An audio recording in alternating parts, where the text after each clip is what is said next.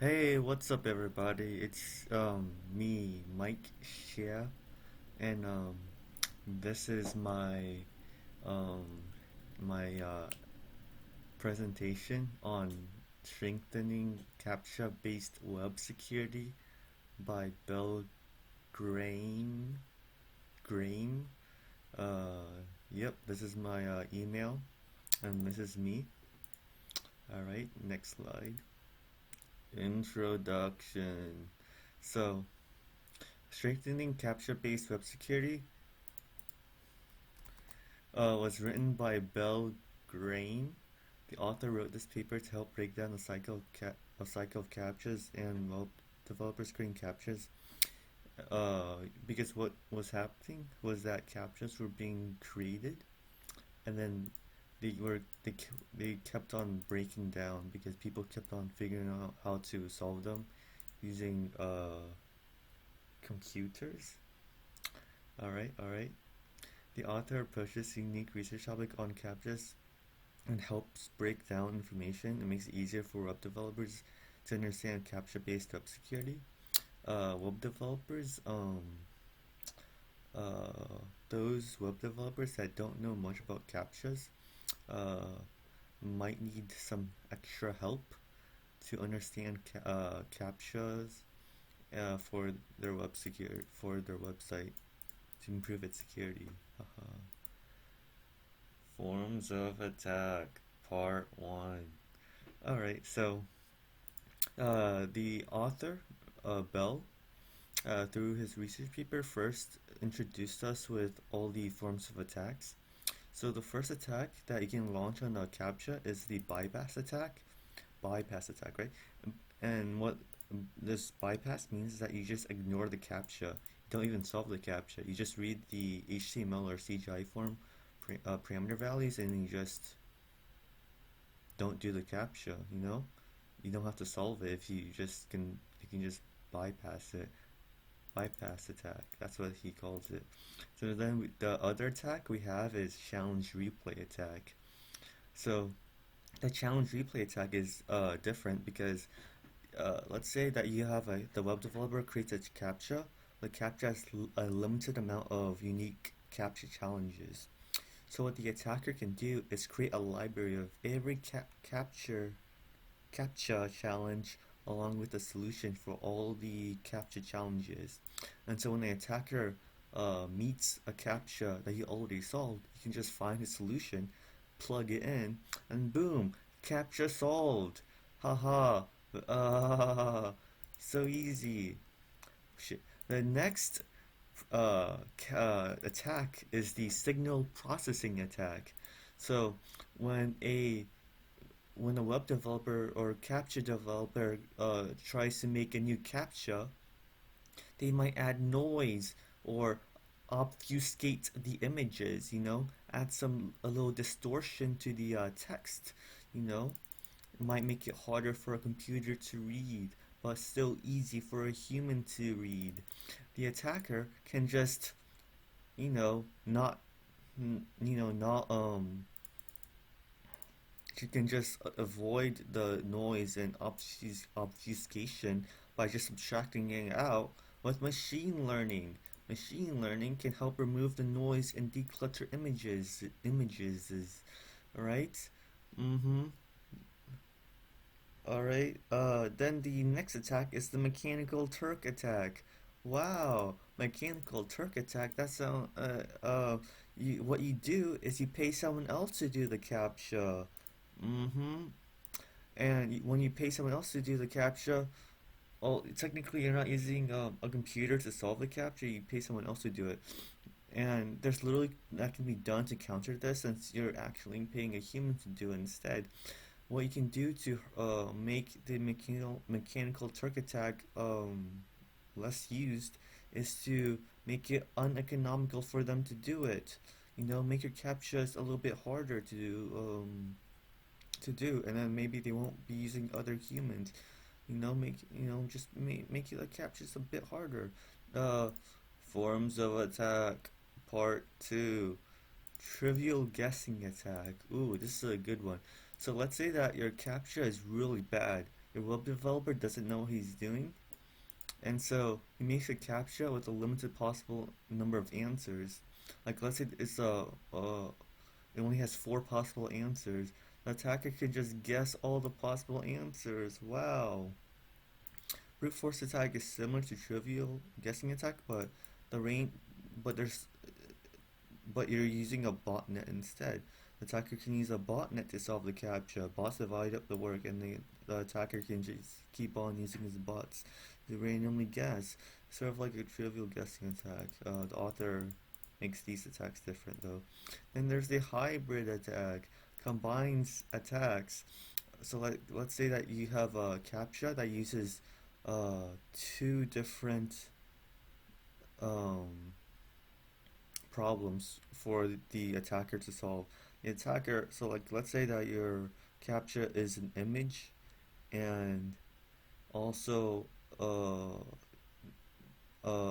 needs to be arithmetically combined to form an answer. So what the attacker can do is use OCR to recognize numbers and then guess how many numbers may be arithmetically be combined. So it's using a signal processing attack to recognize the numbers, or it's just machine learning to recognize numbers, and then it's using some sort of either trivial guessing attack or brute force attack to solve the captcha. Alright, next slide. How to measure effectiveness of the strategy. Part 1. So, you want a captcha that is easy for humans to solve but hard for computers.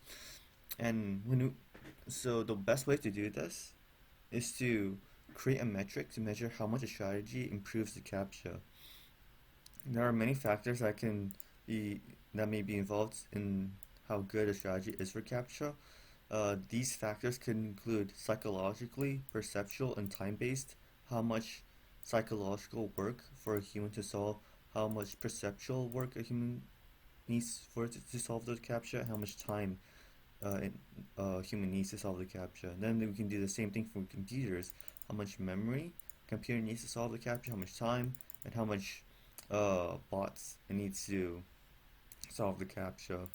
And so we want these factors to be low generally, and these factors to be high generally when we want a good captcha. Guys. All right. How to measure effectiveness of the strategy part 2. So we have so many factors that interact with one another to create one general formula. We have like 6 factors, 3 here and 3 here, and how they interact with each other and how they, I don't know how they add up with one another. We don't really know how to do it, and the author says that it's really hard to do it. So I'm trusting him. Instead of, we start off with a simple ratio to measure human to computational effort. So what he invented is something called Captcha Improvement Ratio, or CIR, CIR, or let's just call it CIR, SIR. SIR. Okay, SIR equals approximate average case increase in work for computers over the approximate average case increase for humans. The higher the SIR, the better. The higher the work for computers, the better. The lower the work for humans, the better. So it's a ratio, and we want the top number, the numerator, to be bigger than the bottom number, the denominator. Wow, the only problem is that the SIR is just an estimation. It's really hard to get our measurements for our SIR. It's really hard to get the top number, and it's really hard to get the bottom number. Usually these numbers are just going to be estimates, or just formulas or equations and assumptions. So our SIR will just be a formula or a ratio or or an estimation. So our SIR won't be like an exact number. It'll just be something like a formula. Okay, next slide. The Captcha Lifecycle. When a captcha is first created, it is very easy for a human to solve, but hard for computers to solve. So, like, let's say that H is the successful rate that a human can solve a captcha, while C is the successful rate that a robot can solve a captcha. At first, it is very easy for a human to solve the captcha, but very hard for a computer to solve the captcha. Wow. that is a very low percentage. So it's very likely that a computer will get the captcha wrong. Now, over time, it gets easier for computers to solve, but it's still possible to distinguish between humans and computers. Wow, the computer can now solve it a little bit better after some time because the attacker has developed better um, algorithms to solve it and has increased the successful chance rate for the computer to solve it. Okay, but the human is still 90% chance, while the computer is still 0.1% chance. It's still possible for the administrator of the website to distinguish between human and computer, and block the computer while still allowing the human access to the content. After even more time, a captcha might become worthless against attacks and just become an inconvenience to the attacker. Remember that the attacker can attack as many times as it needs to. It can just keep on doing a captcha. If it fails, well, it'll just try again. If it succeeds, then it'll do the next one. If it fails, try again. Even though the captcha is at a low 10%, the computer has a low 10% chance of successfully doing the captcha. On average, the computer will take 10 attempts to solve the CAPTCHA. The computer, on average, just needs to do the CAPTCHA 10 times and it will get at least maybe one of them right. So the CAPTCHA is now just an inconvenience to the attacker. The attacker can do the CAPTCHA just fine. Just gotta keep on doing it, but the administrator can still distinguish between computers and humans because 10% is much lower than 90%. Finally, the attacker creates an attack with a success rate that is equal to the human. This is the final stage of the Captcha lifecycle when the Captcha finally dies. If an attacker can achieve this stage from the start, then the administrator of the website may never even know the Captcha does not extinguish between computers and humans. So if the attacker is able to create a scenario where the computer success chance is equal to the human success chance, then the administrator can't differentiate between computers and humans. Yeah, right. But and also, if the attacker can achieve the last part of the Captcha lifecycle from the start, then the administrator of the website might never know that the captcha doesn't work. Crazy, I know, right? So let's talk about strategy. Strategy 1. So strategy 1 is imagine you have a variable m, which is a threshold between humans and computers, where m is like the success rate that differentiate between humans and computers. Success rate at solving captchas. So the user of the user guy solving the captcha just has to do a series of captchas that's bigger than m, where m is like the number of captchas that a user must get right in order to be classified as a human. But if the user solves more captcha successfully than some arbitrary number m, then the user is a human user. Else the human is a computer. Now, this is trivial for a human. So throughout in strategy 1, you have like a bunch of captchas, and the human just has to solve more captchas successfully than computers. That's basically it. This is trivial for a human, but very hard for a computer. In fact, it's exponentially hard because the computer has to solve more captchas than has to solve just as much captchas as a human would. So this H is like your human success chance, and C is your computer success chance, and M minus 1 is like um, your number of captchas that must be solved correctly, and it's exponential. Your ratio is exponentially increasing the bigger M is. So the cost is trivial. Is trivial for a guessing attack, increases the cost of the trivial guessing attack exponentially, but it also increases the economical cost of the mechanic Turk attack linearly. So if your opponent or attacker is using the Turk attack, then he'll have to pay more linearly as M increases. If they're using the trivial guess attack, and they'll have to pay more computational power cost if when M increases. So the only problem is that users may be unhappy and with solving many more captchas in one go, but they just need to solve more than the threshold, which is M, right? So they just have to solve if you want to be classified as a human, you just have to solve more than M, whatever M is. Now, one problem is that it's very hard to calculate M. M is like really hard to calculate, and if I go up, there are reasons why M is very hard to calculate. I'm just gonna go back and look at.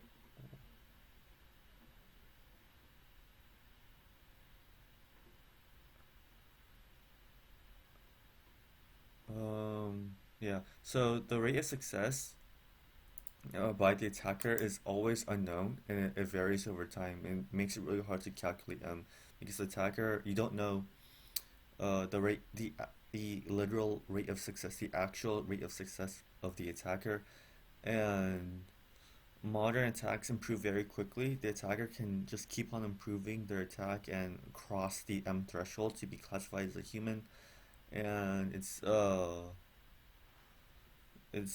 yeah, there are some problems with calculating M. It's very hard to calculate. Okay, let's next strategy. Strategy 2. Strategy 1 only works if the gap between successful captures between computers and human is not small, as in the gap to solve the captcha between a computer successful chance and a computer successful chance and human successful chance is very big. It needs to be very big. If it's very small, then it's bad, very bad for strategy 1. But strategy 2 tries to fix this. Strategy 2 is forcing the user to solve all the captchas in one go. Still exponentially harder for a computer, but now it's linearly hard for the human users. Human users might not like this because they have to solve every capture successfully, but this is a very big challenge for attackers. They basically can't break it unless their captcha solving skills are like perfect, you know? Strategy 3, Part 1. If the attacker does manage to defeat strategy 2, this strategy could make it even harder for the attackers to beat. So, um, strategy 3 is like strategy 2, but you randomly order the captchas. The captchas must be presented in a way that can be trivially distinguished from another. And this is pretty important, because you're randomly ordering the captchas, but but the human needs to know that each captcha is different. So you can do this by, you need to do this by interface or by HTML within the page. So the attacker must guess the order of the captures to solve.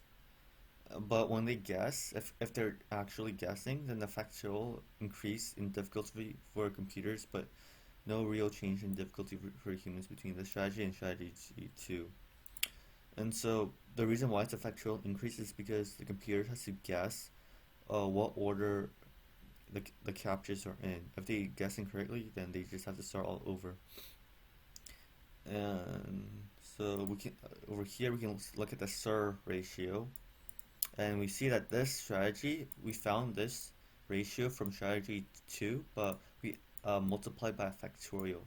So strategy 2 is like strategy 3, but strategy 3 is much better than strategy 2. It has this factorial in the numerator. Now, this is the best strategy to implement as long as the attacker cannot identify the ordering of the parts of the captcha. Now, you might be wondering, how do we hide the random ordering of the captchas? And this is kind of tricky, but I think the author solved it okayishly. Implicit Captchas Part 1. How to hide the random ordering of captchas, you may ask? Well, we can create implicit captchas. Implicit captchas does not use detailed instructions on how to approach the captchas, relies on the human ability to figure out the order of what to do and with no direct instructions given. So, what this is saying is that what the author is trying to say is that implicit captchas, you don't give direct instructions on how to approach the captcha. You don't give them instructions on how to solve it. Instead, you imply what you want. Okay, so a good example of this is give me a positive number. If you write the same number, you win. Now, if you were given this as a captcha, if you're given this as a captcha, you would look at this and be like, wow, this is a new captcha. How do I solve this? Positive number. Okay, let me think of this, all positive numbers. One, two, three, four, five, six. If you write the same number, you win. Wow, the number six is here. The answer must be six, and then I win. Instructions are not given but implied, right?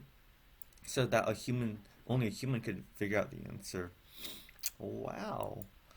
Implicit Captchas Part 2. Another example of implicit captcha might be to present a graphical puzzle adventure. Now, a user must interact and explore the puzzle and understand the nature and dynamics of it. Without instructions, the user can understand the nature of the puzzle and formulate solutions. Wow. Okay, so imagine like a game called like Myst, and the user's like playing this game. It's all in the captcha, by the way. So imagine the user playing the game, okay, or the puzzle adventure game, and they have to solve the puzzle. Wow, sounds pretty weird now that I think about it. So now, the user is like solving this puzzle, exploring, and then the user isn't given instructions on how to solve the puzzle or what they're doing, but as they're exploring, they're figuring out the solution, and then they can like formulate solution on their own and then solve the captcha. So that's basically what the author is trying to say. Another example is to create an audio-based implicit captcha.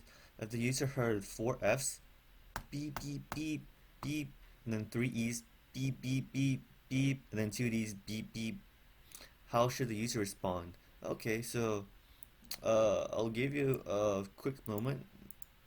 This is like really easy. If you can't solve this, you're probably not human actually. This is like really easy. Four F's, three E's, two D's. What's the next in the pattern? It's one C. Okay, because you're going down from F, E, D. The next one should be C. You're also going down from 4, 3, 2, 1. Why did I explain it to you? Because you probably couldn't solve it. Probably couldn't solve this captcha. I'm sorry. The advantage to these kinds of captchas is that understanding the instructions is as hard as the puzzle themselves, because you actually have to understand what the instructions are implying, and then you have to actually solve the puzzles once you understand the instructions. And it's really hard for a computer to do because they would have to like think like a human. Crazy, right? Summary. We have covered the different kinds of attacks on captchas. We also covered how to measure the effectiveness of a strategy on a captcha, the captcha lifecycle, and how a captcha lives and dies. The strategies for improving the effectiveness of a captcha with their respective SIR ratios, a new type of captcha to make it very hard for machines to solve. Critique. I'm pretty sure the author wrote the research paper very well. It was pretty easy to understand, follow. The information was well organized and very easy to predict the next topic. Good examples to better understand the material. Author showed he's very knowledgeable, capturing valid to carry information however, the information be outdated and not cover the recent advances in captchas. So like the author did a pretty good job. It's just the only weakness that he didn't. The information might be outdated and he doesn't cover like the last 8 years in captchas technology. It was pretty easy to read.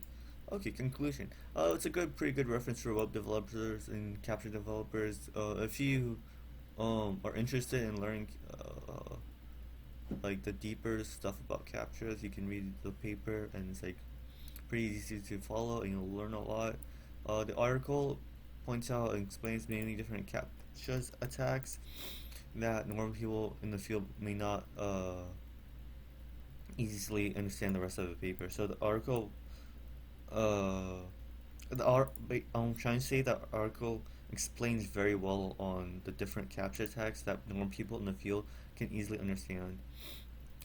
The SORA model is that the author made was a pretty good capture improve measure is pretty good at measuring the capture improvement, and three strategies that the author has come up with will help both web developers and capture developers to better understand the basics of strengthening former captures and creating new captures as well.